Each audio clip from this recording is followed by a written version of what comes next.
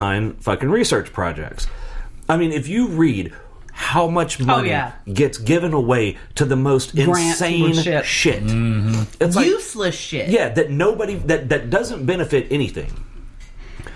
You know, we could take that money and, hand to God, feed every kid in every school in this country for free. Yeah. Oh, absolutely. I mean, let's be realistic. What does it cost? Probably $2 to feed a kid lunch? I bet it don't cost that much. Yeah, because they buy it in such bulk. Yeah. So, we'll call it $2. Yeah, let's say it does, yeah. So about we'll call it $4 billion to feed every single kid in this country a school lunch for free. Mm-hmm. Yep. I am 100% sure we give away 10 times that in grant money for ridiculous shit. And then, I was on a committee once, a grant committee. It was federal money, but we at the state level allocated it for programs within our state because they were like, y'all can be more direct. Right. And so it was a committee, and it was all about domestic violence. Okay. It was grant money to try and stop domestic violence and support people, affected by it. Right. The women and the children, and men too. And like the amount it was amazing to me reading these grant requests, like these little seemingly insignificant amounts of money and what they could do with those, the programs they could enact. And I was just like, then when you hear about these obscene amounts of money, $100,000, I mean, like, a women's shelter would look for a grant for $2,000 for a whole year. And what that would do would so that it would make sure everybody had a emergency phone that was in the shelter, because lots of times they have to leave all that stuff. Right. And so, like, it was like, not only did it, give them the ability to job hunt and stuff like that, but it was also like a literal safety net. If their abuser came after them, they could call 911. Right. And I'm thinking $2,000 in the larger scheme of what... and that might help like 50 women or more, because, once you phase out of the program, you give the phone back and it goes to the next. So it's, it multiplies the usage. And I'm like, that $2,000 when you're talking about government spending and the grant money and stuff like is nothing. It's just like Asa Hutchinson, our governor, just unveiled his budget for the next fiscal year for Arkansas. $5.8 billion. Yeah. Oh, yeah. That seems like a lot for Arkansas. Billion. Chris, when I was at the Claims Commission, and I've been gone over a decade, our budget was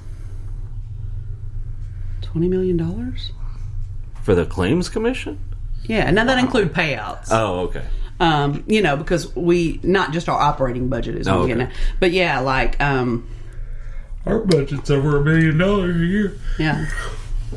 For my department. Well, I mean, the Central Arkansas VA is what, $350 million a year. Oh, I mean, easy. I'm sure. But that's all federal money, and I mean, a lot of people don't understand that's not $350 million operating budget is not $350 million out of the federal budget, because money comes in, even though it's a nonprofit. It's a not-for-profit there's still entity. Things turn around. Yeah, there's insurance claims that get brought in and all this other stuff. So yeah.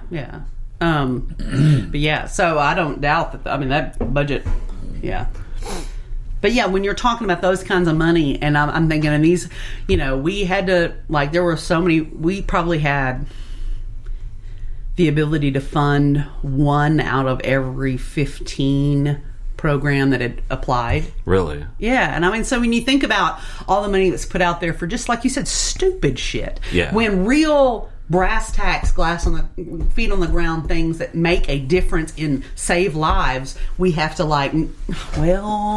they can buy 3 more phones, crazy shit. Yeah. Priorities. It really irritates me when I see these grants that get given for the most absurd, just ridiculous stuff. Yeah, that shit needs to stop for real. All right. We ready to move on? Yep. All right. Well, I've got the top 5 anti-coronavirus recommendations. Are we talking real or? Oh, they could be absolutely real. Before you read that, have you seen the video of the lady from the CDC? Amber posted Yes. that.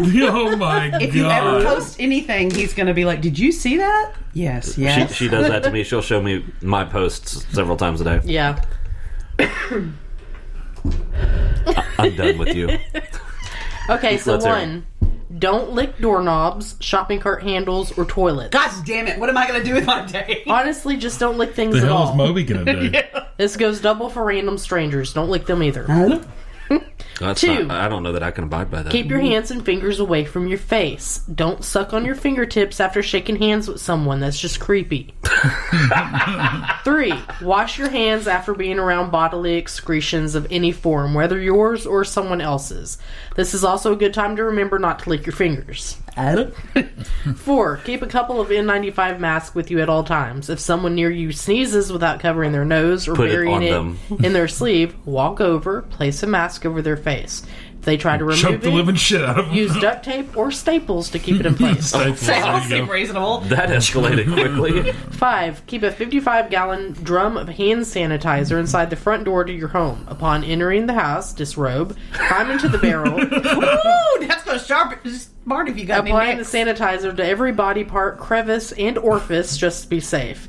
If possible, have a family member get to the areas you can't reach. Oh my god! Hey, can you get that scrub brush up in there, Rob? Avoid open flames for the next several minutes, or catching a virus will be the least of your worries. Oh my god! That's true. Good point. Good point. Oh my god. That was it. You know, What do y'all? Okay. What does everybody at the table think? I mean, like, of all of the I things think that the I'm worried media is about, scaring people. out of all the things that I'm worried about, the coronavirus doesn't even make the list. You know, here's what they're not telling everybody, which this isn't hidden information, but they just don't seem to want to readily make it available. So, like, 80% of the coronavirus deaths are people that are 65 immunocompromised. and older. And Yeah. already have issues. Yeah. So here's the thing: the symptoms of a coronavirus, it's a cold. yeah, It's not even the flu.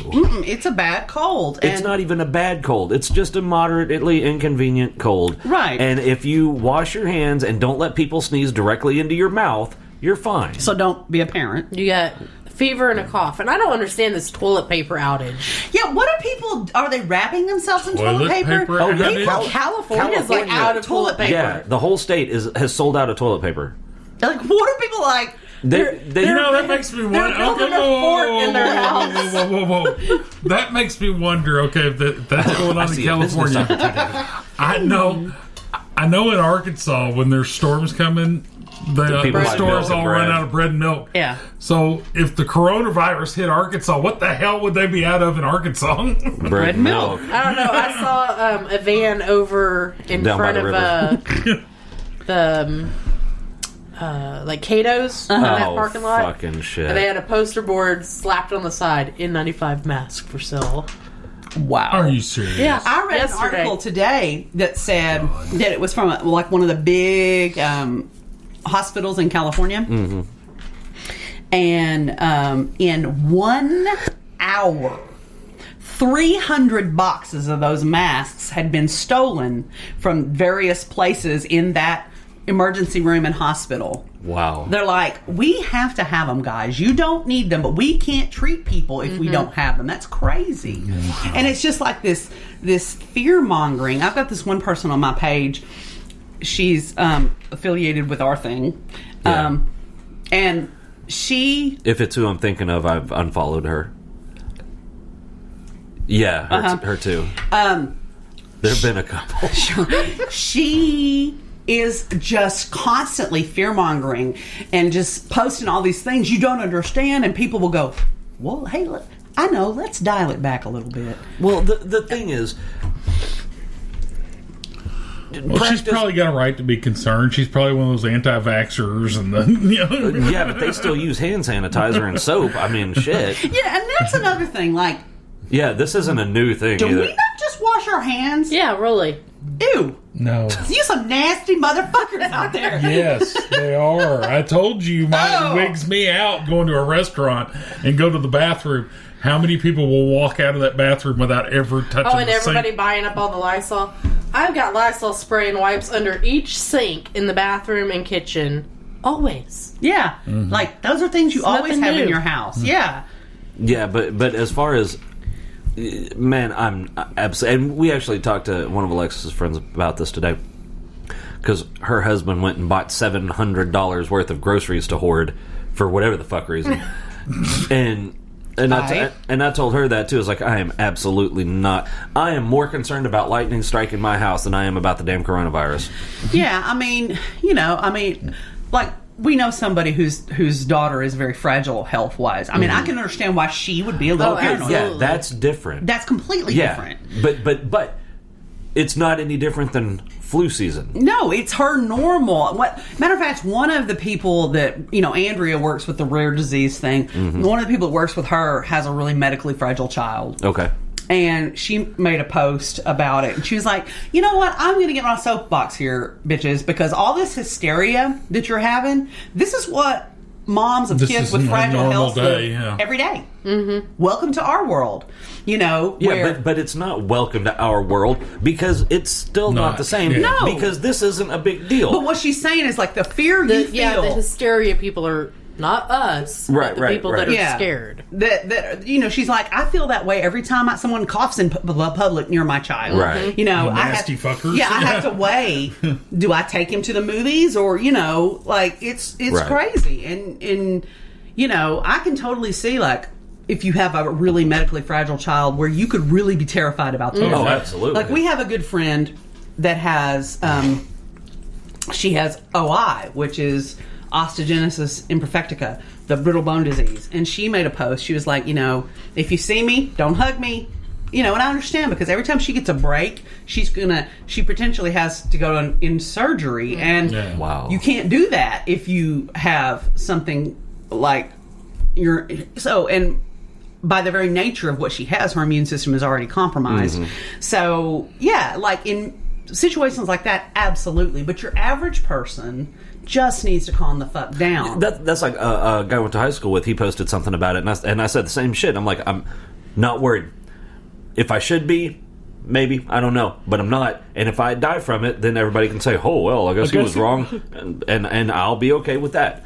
Because he did. But I told him I'm absolutely not worried, and he said, well, it's different.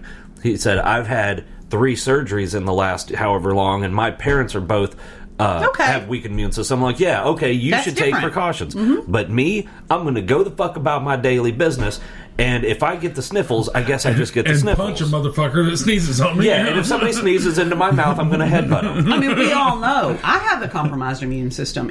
Like, somebody looks at me wrong. But I think, even for you, this is the sniffles at worst. Yeah, I mean, what is it? A low-grade fever and a runny nose is pretty much a cough. I mean... it's... And the cough is probably from the fucking runny nose. I actually worry more about Mason and Mama. Mama, because she's already got, like, some lung problems. Right. Which, those things can spiral real fast. Right, and Mason because he's so young. Yeah, and with, when he gets sick, it kicks off... Even though we have his epilepsy under control right now, he gets a fever, his chances automatically start ramping up. Right. So we try to keep him fever-free as much as possible. Yeah. But I mean, I just think that I think it's terrible. I mean, and for the people that have got it and the people that have passed, I mean, it's terrible. I've been hearing, and I'm not sure why, I saw another, who posted? Somebody else in our friend list posted, one of their good friends who, and I like clicked on it to follow the link, young man, about your age, seemed healthy. He got the flu and he died in like 3 days. Well, oh yeah, somebody you work with. Another guy that I work with, his neighbor, they had gone on a cruise. It has nothing to do with coronavirus. No. They had gone on a cruise. The day they came back was a Thursday, and this has been a couple weeks ago. They're in their 40s, and she wasn't feeling well. Like, got a cold or started the flu, kind of feeling well. Got coming down with something feeling. And by Friday evening, the husband comes home from work, and she's like, I'm really feeling bad. I think I need to go to the doctor, blah, blah, blah. He goes, and doing some stuff around the house, getting her